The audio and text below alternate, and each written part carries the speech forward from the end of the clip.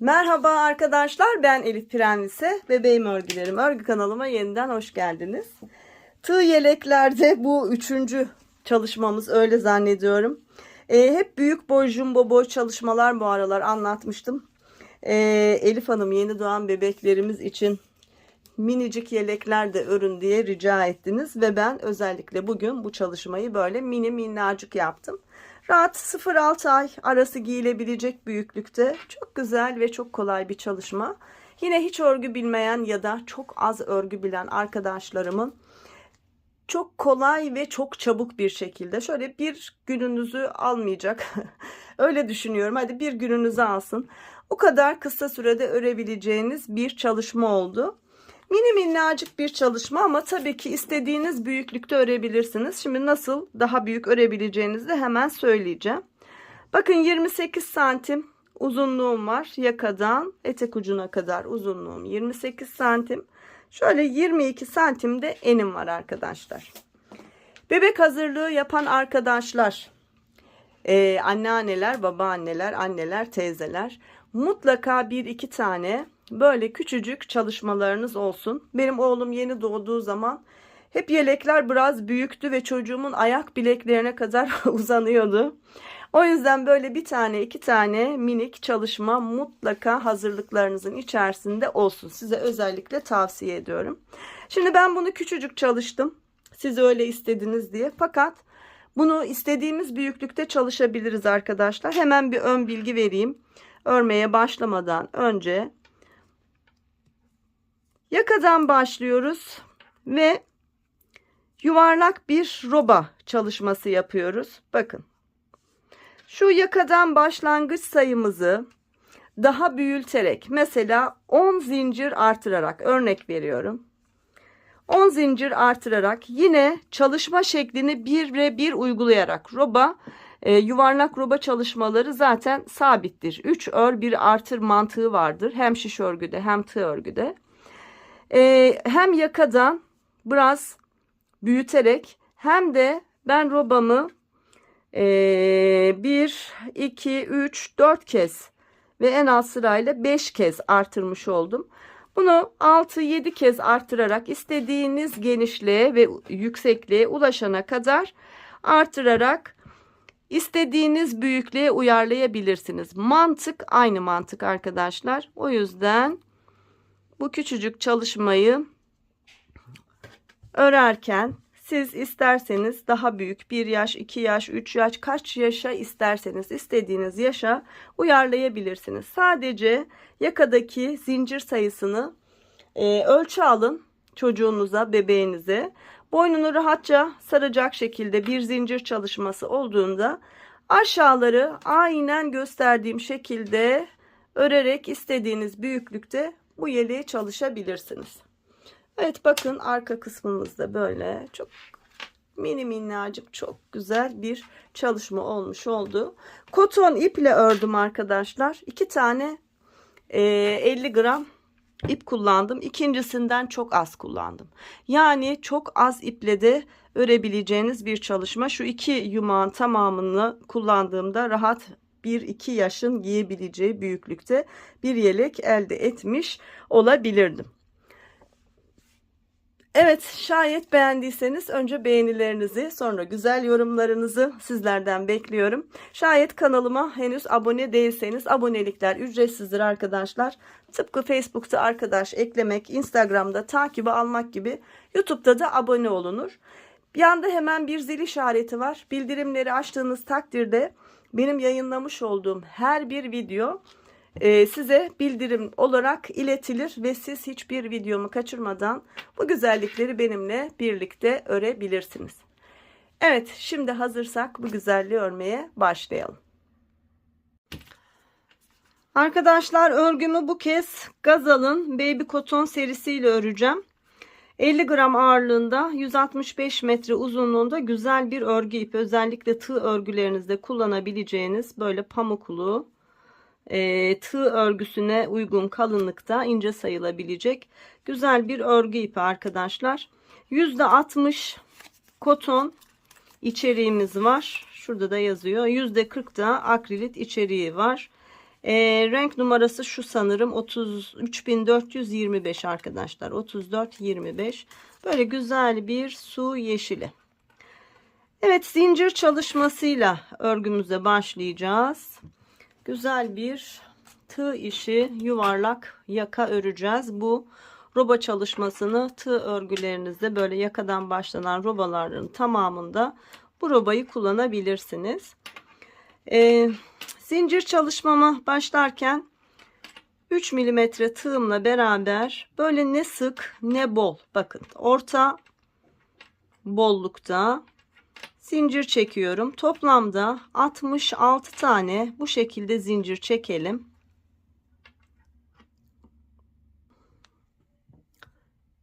Evet, toplamda 66 tane zincirimi çektim. Şimdi trabzan çalışması yapacağız. Hep ikili trabzanlar öreceğiz. Tığıma ipimi doluyorum. 1, 2, 3 tane zincir atlıyorum. 4. zincirimin içerisine batıp ikili trabzan çalışıyorum.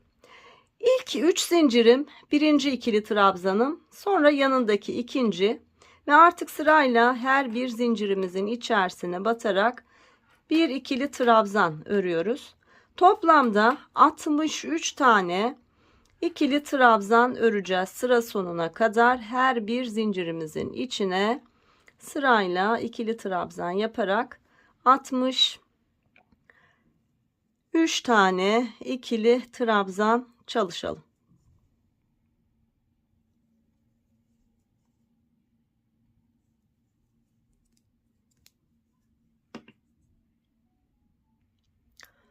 Evet, her bir zincirimin içerisine birer tane ikili trabzan yaparak tam 63 tane ikili trabzanımı tamamladım. Sıram bitti. Şimdi üst sıraya çıkacağım. Bir zincir çekiyorum. Tığıma ipimi doluyorum. Şu ilk trabzanımın üzerine batarak bir ikili trabzan çalışıyorum. Yandaki trabzanımın üzerine batıyorum. Bir ikili trabzan ve yandaki trabzanımın üzerine batıyorum. Bir ikili trabzan. Yani alttaki 3 tane ikili trabzanımın üzerine 3 tane ikili trabzan çalışıyorum. Şimdi robamız için artışlar yapmamız lazım. Onu da şöyle yapıyoruz. 3 tane trabzandan sonra 4. trabzanın üzerine bir, sonra tığıma ipimi doluyorum. Yine aynı yuvaya batarak 2 tane ikili trabzan yapıyorum. Yani bir çift çalışıyorum. Sonra devam ediyorum. Sıradaki trabzanın üzerine batıyorum 1. Yanındakinin üzerine batıyorum 2 ve yanındakinin üzerine batıyorum. 3 tane ikili trabzan çalışıyorum. Şimdi dördüncüsüne çift batacağız arkadaşlar. Bir artış yapacağız. Batıyorum. Bir ikili trabzanımı ördüm. Tığıma ipimi doladım. Tekrar aynı yuvaya batıp bir ikili trabzan. Yine burada bir artış yaptık. Hep bu şekilde devam edeceğiz. 3 tane ikili trabzan örüyoruz. 1, 2, 3. Dördüncüsüne çift batıyoruz. Bir artış yapıyoruz. Bir tane yaptım. Tığıma ipimi doladım. Aynı yuvaya battım. Bir tane daha ikili trabzan yaptım. Burada da bir artış yaptım. 1, 2, 3 tane yaptık. Şimdi bundan sonra hep 3 tane ikili trabzanı tek yapacağız. Sonra bir çift yapacağız. Yani 3 tek bir çift öreceğiz arkadaşlar. Tekrar göstereyim. 1, yandakine 2, yandakine 3 ve onun yanındaki dördüncüye çift batarak artışımı yapıyorum. 3 tane tek, bir tane çift. Bir tek, 2 tek, 3 tek yaptıktan sonra dördüncüye bir çift. Yani aynı trabzanın üzerine 2 tane ikili trabzan. Sıra sonuna kadar bu şekilde çalışalım. Evet, 3 tek bir çift olacak şekilde çalıştım. Bakın en son 3 tekten sonra bir çiftimi yaptım. Sıra sonunda 1, 2, 3 tane trabzanım kaldı. Her birinin üzerine bir tane ikili trabzan yaparak sıramı tamamlıyorum. İlk roba artışımızı yaptık. Hep roba artışlarımız aynı şekilde devam edecek. Bitirdik. Bakın arkadaşlar, ipimiz o kadar güzel ki tığımızla harika bir doku oluşmuş oldu. Şimdi üst sıraya çıkıyoruz. Bir zincir çekiyorum. Tığıma ipimi doluyorum. Geliyorum, ilk trabzanımın üzerine batıp bir ikili trabzan çalışıyorum. Yandakinin üzerine batıyorum. İkinci ikili trabzanım ve yandakinin üzerine batıyorum. Üçüncü ikili trabzanım. Kenarlar hep böyle 3 tane ikili trabzan olacak arkadaşlar. Başlangıcımız ve bitişimiz böyle. Şimdi tığıma ipimi doluyorum. Çapraz trabzan çalışması yapacağız. Daha önce bunun anlatımını size yapmıştım. Bu çapraz trabzanı kullanarak örgü örmüştük. Nasıl yapıyorduk? Sıradaki trabzanı atlıyorduk. Yani ilk trabzanı atlıyorduk. İkinci trabzanın üzerine, bakın bunu atlıyorum, birincisi. Geliyorum, ikincisinin üzerine batıyorum. Bir ikili trabzan çalışıyorum. Tığıma ipimi doluyorum. Geri dönüyorum. Atlamış olduğum trabzanın içerisine batıp bir ikili trabzan. Bakın çapraz bir görüntü oluştu. Bu görüntüsünden kaynaklı çapraz trabzan deniyor bu örneğe. Şimdi hep aynı şeyin tekrarını yapacağız. Sıradaki trabzanı atlıyorum. Bir sonraki trabzanın üzerine bir ikili trabzan. Tığıma ipimi doladım. Atlamış olduğum trabzanın üzerine batarak bir ikili trabzan çalışıyorum. Tekrar tığıma ipimi doladım. Sıradaki trabzanı atladım. Onun yanındaki trabzana batıyorum. Bir ikili trabzan. Tığıma ipimi doladım. Atlamış olduğum trabzana batarak bir ikili trabzan çalışıyorum. Sıra sonunda 3 ilmeğim, 3 tane trabzanım kalana kadar bu şekilde bu sırayı örüp tamamlıyoruz. Örüp ve tamamlayalım.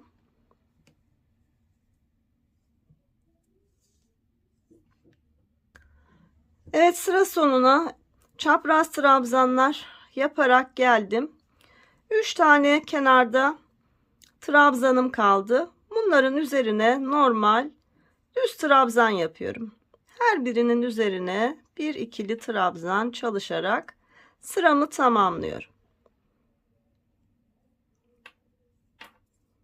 Bakın. Şimdi tekrar artış yapacağız. Hep aynı şeylerin tekrarı olacak dedim. Bir zincir çekip örgümü çeviriyorum. Şu ilk trabzanımın üzerine batıyorum.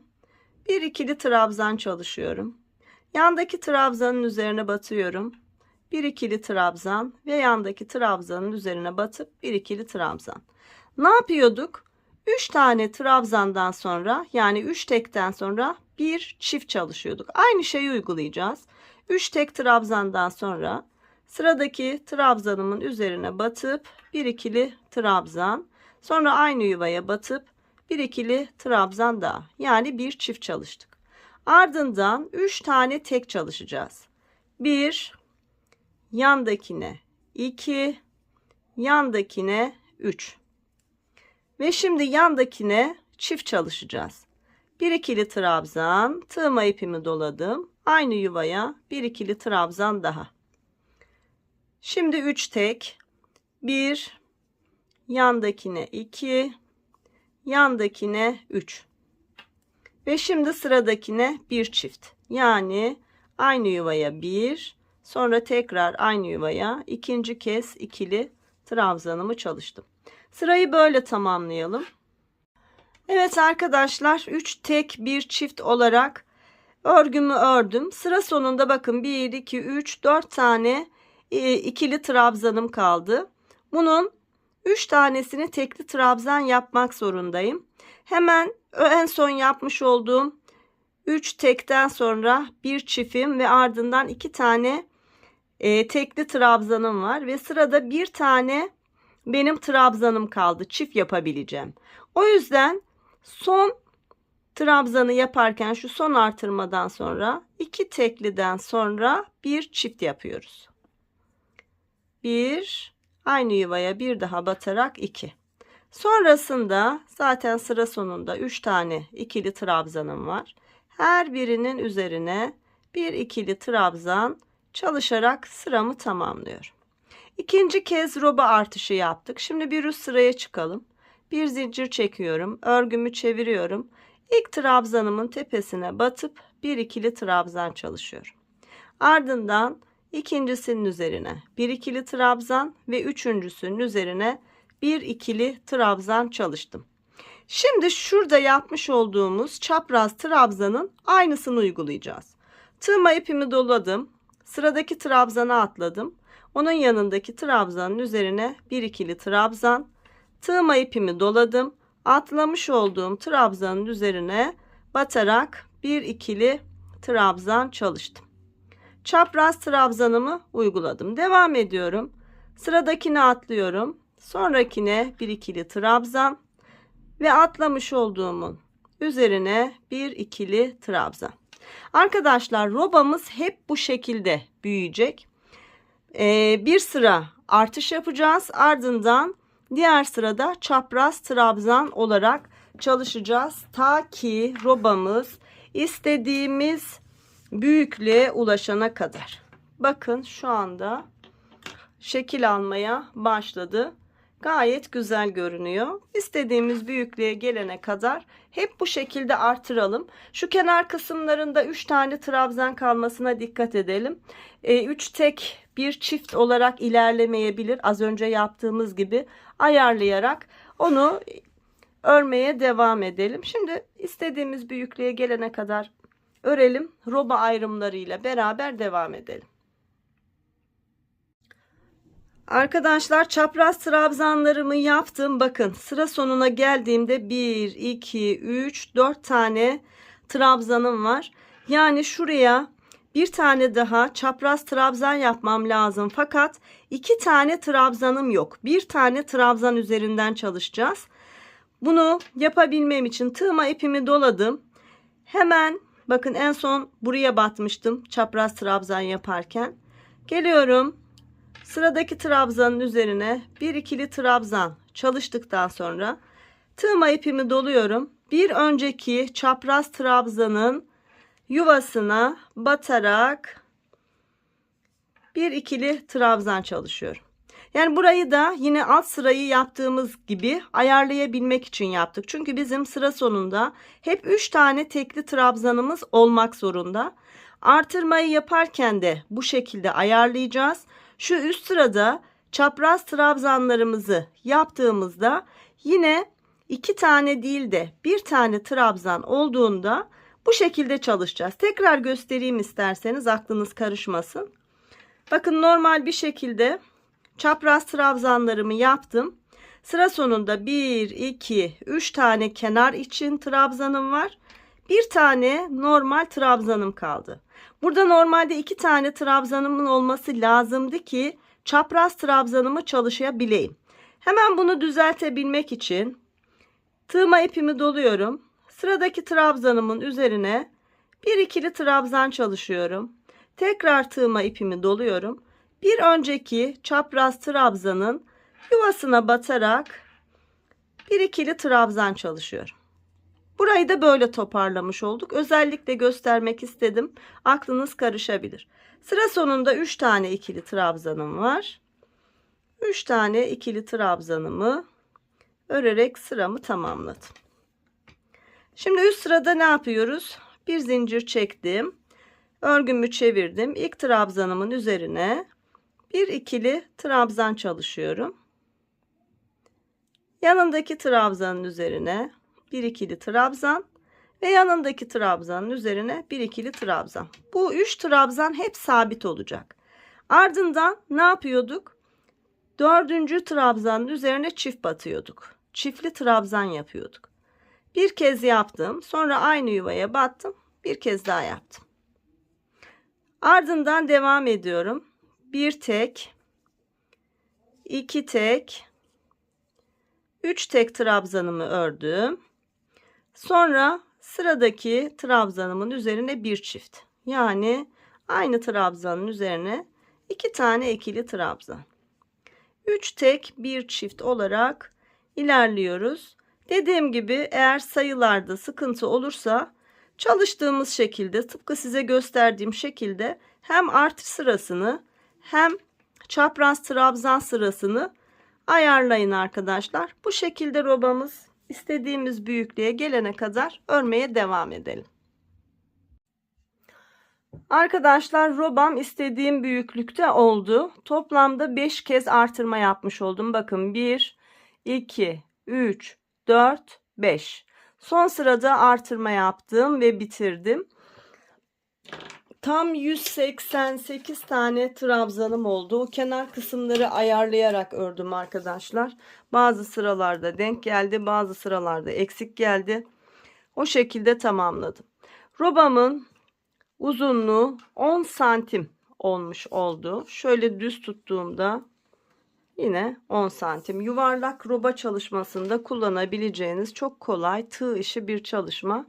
İstediğiniz büyüklükte yapabilirsiniz. Başlangıç sayınızı ayarladıktan sonra yine aynı şekilde 3 ilmekte bir artırarak istediğiniz büyüklükte 0 yaştan yetişkine kadar bu robayı kullanabilirsiniz. Yelek ve hırkaların tamamında kullanabileceğiniz güzel bir roba çalışması olmuş oldu. Şimdi 188 tane trabzanım var. Şu kenardaki çalışmaları ayarlayarak yaptım. Sizin birkaç ilmek eksik, birkaç ilmek fazla olabilir trabzan sayınız. Hiç önemli değil. Şimdi verecek olduğum sayılara göre siz de ayarlarsınız arkadaşlar. Eğer zaten siz de 188 trabzan yaptıysanız hiç sorun yok. Ama eksik ya da fazlanız varsa kollara ya da öne eşit şekilde ayırabilirsiniz.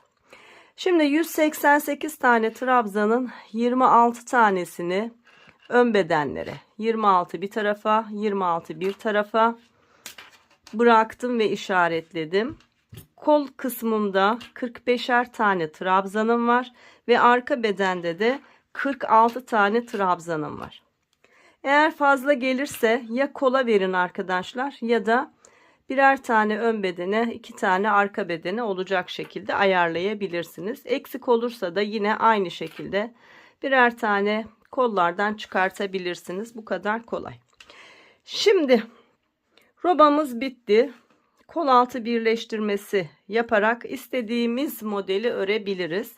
Ben şimdi size çok güzel bir yelek anlatımı yapacağım. O yeleğin alt bedenini örmeye başlayalım.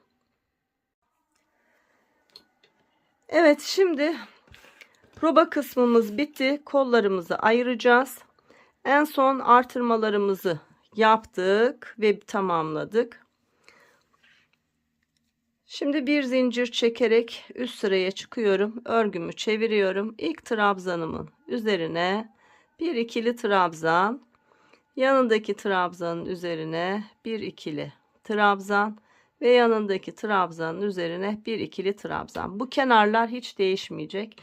Yine hep 3 trabzan olarak devam edecek. Sonrasında yine çapraz trabzanlar çalışacağız. Bakın geliyorum.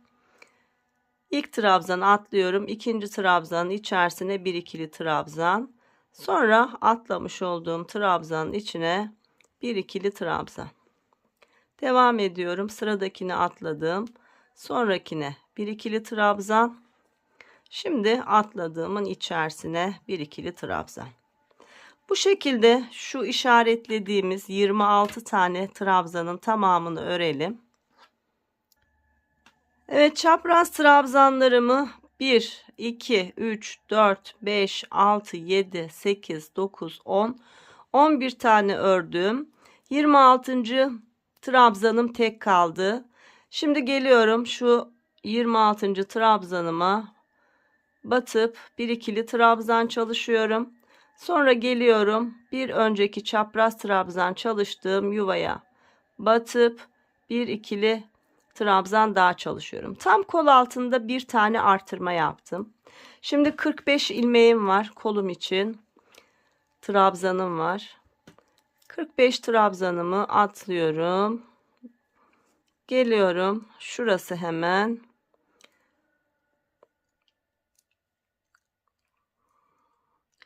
Bunun ilk trabzanı bu. Yanındakine batıyorum.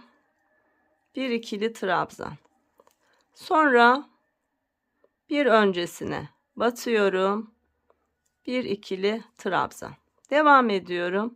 Sıradaki değil, sonrakine batıp bir ikili trabzan, sonra bir öncekinin içerisine. Bir tane atladım, ikincisinin içerisine bir ikili trabzan, sonra atlamış olduğumun içine bir ikili trabzan çalışıyorum. Bu şekilde şu kol ayrımının olduğu yere kadar 46 tane trabzanımız var. 46 trabzanımızı bu şekilde örelim. Evet, 46 tane trabzanımın her bir üzerine çapraz trabzan çalıştım. Toplamda 1, 2, 3, 4, 5, 6, 7, 8, 9, 10, 11, 12, 13, 14, 15, 16, 17, 18, 19, 20, 21, 22, 23 tane çapraz trabzanımız oldu. Şimdi 45 tane trabzanımı yine kolum için ayırıyorum. Geliyorum ikinci ön bedenime. Sıradaki trabzanı atlıyorum. Bir sonrakine batıp bir ikili trabzan. Sonra atladığım trabzanın içerisine bir ikili trabzan çalışıyorum. Diğer kol altında bir tane artırma yapmıştık. Şimdi burada da yapacağız. Sıradaki trabzana bir ikili trabzan çalıştım. Sonra bir önceki çapraz trabzanımın yuvasına batarak bir ikili trabzan daha çalıştım. Bakın burada bir tane artırma yaptık. Şimdi devam ediyorum. Sıradakini atlıyorum. Bir sonrakinin içerisine bir ikili trabzan, ardından atladığımın içerisine. Bu şekilde son 3 trabzan kalana kadar örelim arkadaşlar. Son 3 tane trabzanım kalana kadar ördüm. Bakın 1, 2, 3. Şimdi sayalım. 12 tane olması lazım. 1, 2, 3, 4, 5, 6, 7, 8, 9, 10, 11, 12. Her iki ön bedenimizde de aynı sayıda çapraz trabzanımız oldu. Şimdi son 3 trabzanımızı normal trabzan örerek sıramızı tamamlıyoruz. Bir zincir çekiyorum. Örgümü çeviriyorum. İlk yuvanın içerisine bir ikili trabzan, sonra yanındakine bir ikili trabzan, sonra yanındakine bir ikili trabzan. Hep 3 olarak bunlar normal trabzan olarak devam edecek. Artık hep çapraz trabzan olarak alt bedeni öreceğiz arkadaşlar. Tığma ipimi doladım. İlk trabzanı atladım. İkincisinin içerisine bir ikili trabzan. Ardından bir öncekinin içerisine batarak bir ikili trabzan. Bakın üst üste çapraz trabzanlarımız oluyor. Sıradakini atlıyorum. Bir sonrakinin üzerine bir ikili trabzan. Sonra öncekinin üzerine. Atladım ikincisine bir ikili trabzan. Sonra öncekinin üzerine bir ikili trabzan. Artık bundan sonra istediğimiz uzunluğa yeleğimiz ulaşana kadar bu şekilde örmeye devam edeceğiz arkadaşlar. Sanırım anlaşılır olmuştur. Şu kol altına isterseniz gelelim, oraya kadar örelim.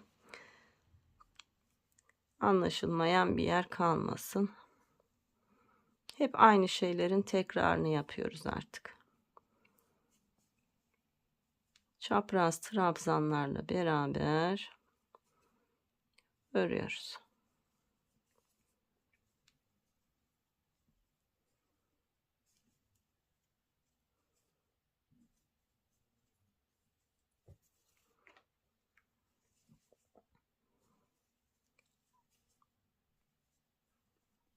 Çapraz trabzanlarımız hep üst üste geliyor.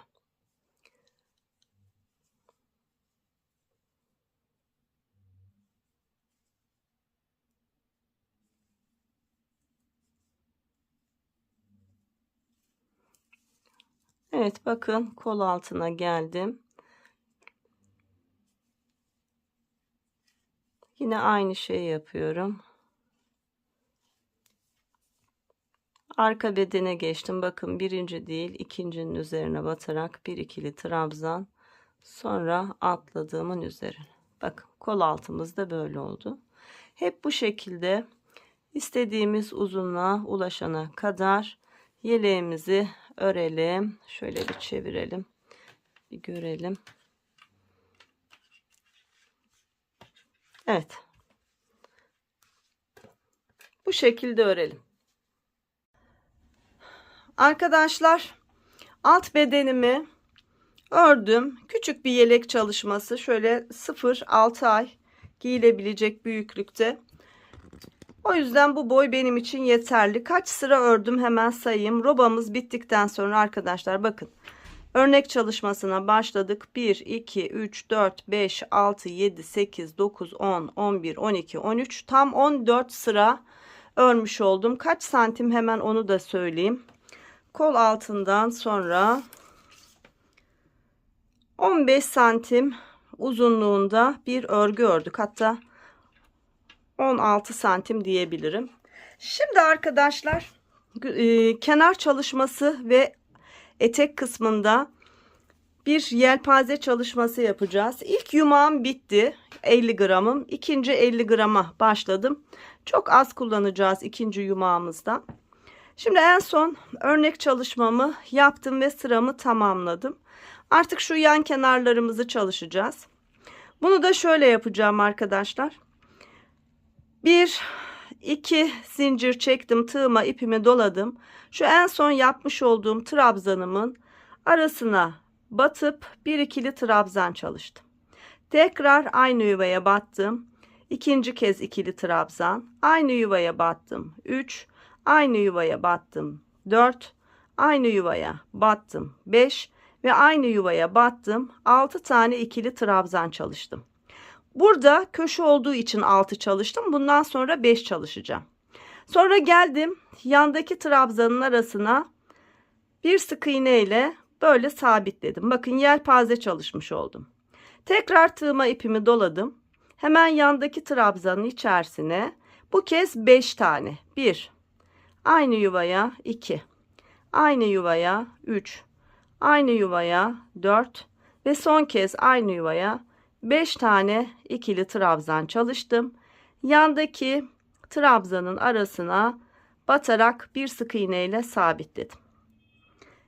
Devam ediyorum. Tığıma ipimi doladım. Sıradaki trabzanımın yuvasına battım. 1, battım 2, 3, 4, 5. 5 tane ikili trabzanımı çalıştım.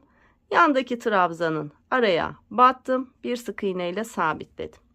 Bu şekilde tam şu yaka kısmımızın olduğu yere kadar çalışalım. Evet, tam yaka kısmıma kadar yelpazelerimi çalıştım. Toplamda 1, 2, 3, 4, 5, 6, 7, 8, 9, 10, 11, 12 tane yelpaze çalışmış oldum. Bakın en son var olan trabzanımın arasına girdim ve bir sık iğne ile sabitledim. Şimdi yakayı çalışacağız. Yakamızda da her bir trabzanın üzerine bir sık iğne yapıyoruz arkadaşlar. Geliyorum, bir sık iğne. Sıradakine bir sık iğne. Sıradakine bir sık iğne. Bütün yakayı bu şekilde sık iğne çalışalım ta ki yakanın sonuna kadar. Evet, bütün yakamın tamamını sık iğnelerle çalıştım. Şimdi yeleğimin diğer tarafına geldim. Aynı şeyi yapıyoruz. Hiçbir şey değişmiyor. Geliyorum şu yandaki ilk trabzanın içerisine batıyorum.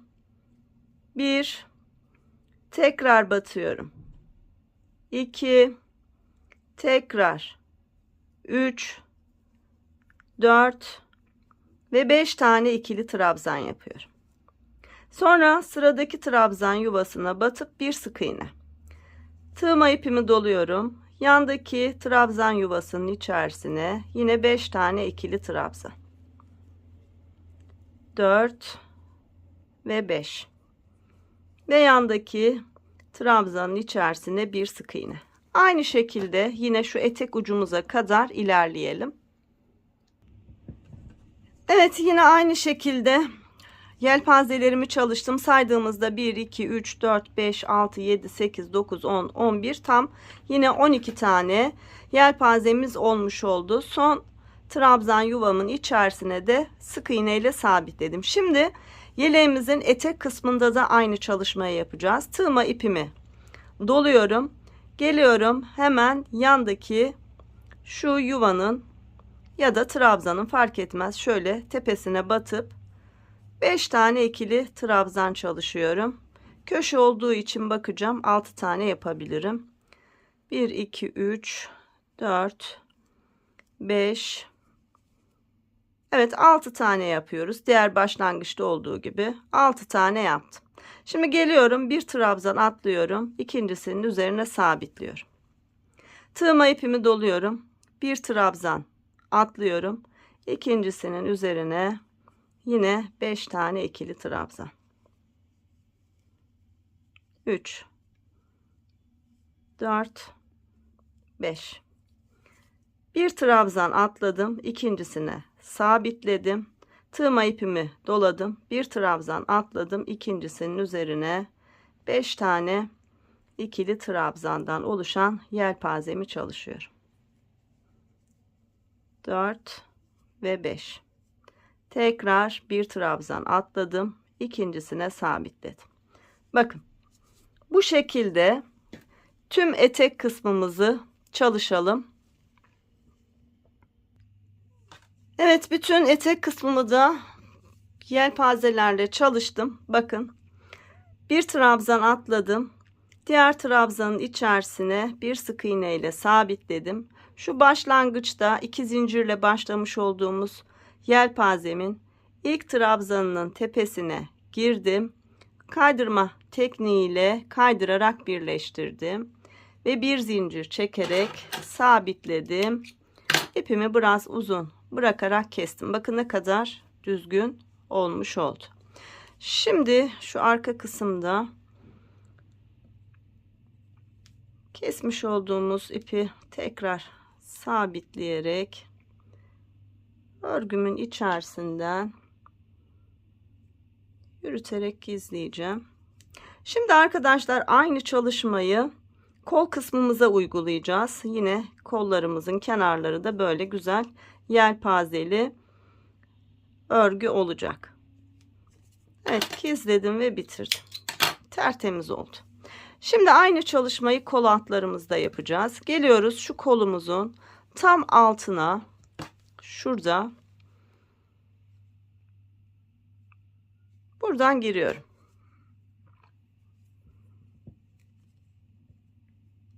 Bir zincirle sabitledim.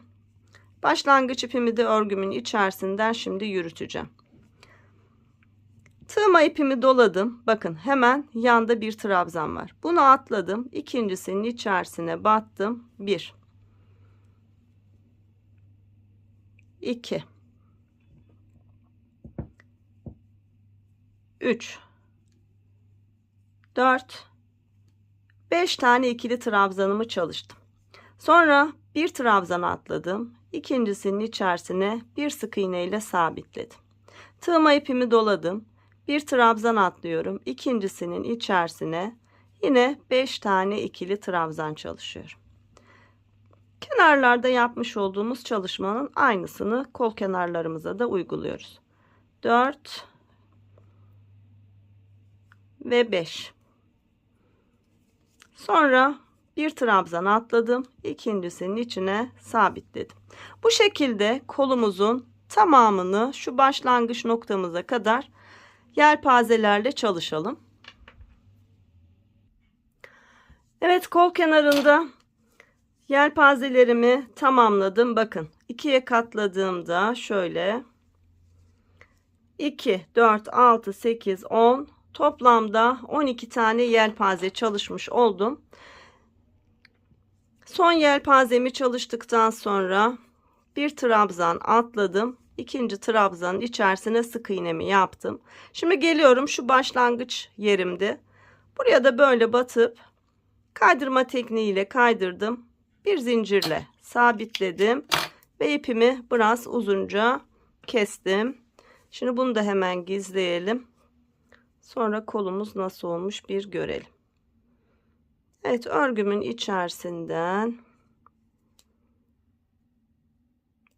tığımın yardımıyla birkaç kez yürütüyorum.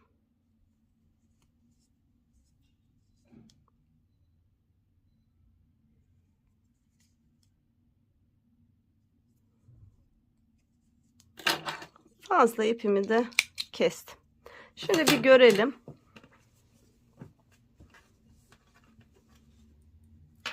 Bakın kol kısmımızda ne kadar güzel oldu.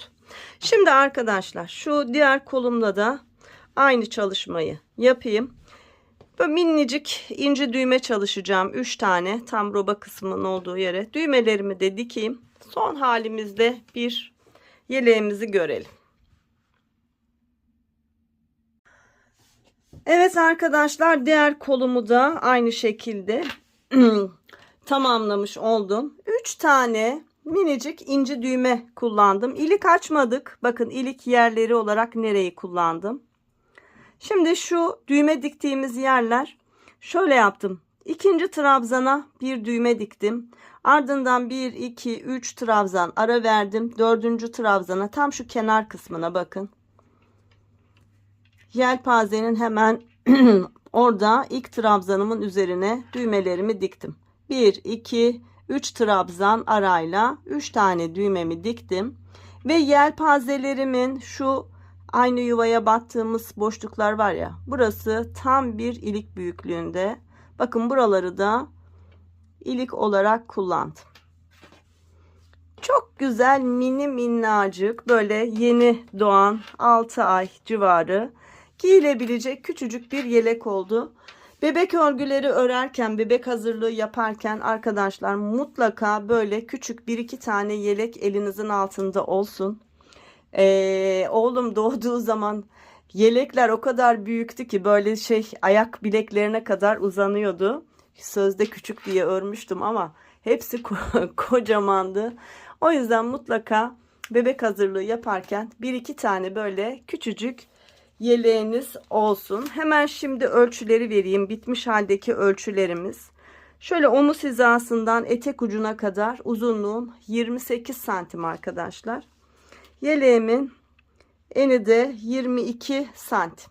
Yani tam böyle yeni doğana biraz büyükçe olabilir ama rahat 0-6 ay arası giyilebilecek büyüklükte hoş bir çalışma oldu. Bakın yeleğimizin arka bedeni de yine bu şekilde. Çok kullanışlı, çok güzel. İpi koton olduğu için çok hafif. Küçücük bebeklere giydirebileceğiniz özelliklerde sağlıklı, güzel bir iple örülmüş olan bir yelek çalışmış olduk. Evet, beğeni ve yorumu yapmadıysanız beğeni ve yorumlarınızı şimdi bekliyorum. Kanalıma abone değilseniz de abonelikler ücretsizdir arkadaşlar. Bir sonraki çalışmamda görüşebilmek dileğiyle. Her birinize sağlık, sıhhat, afiyetler diliyorum. Hoşça kalın.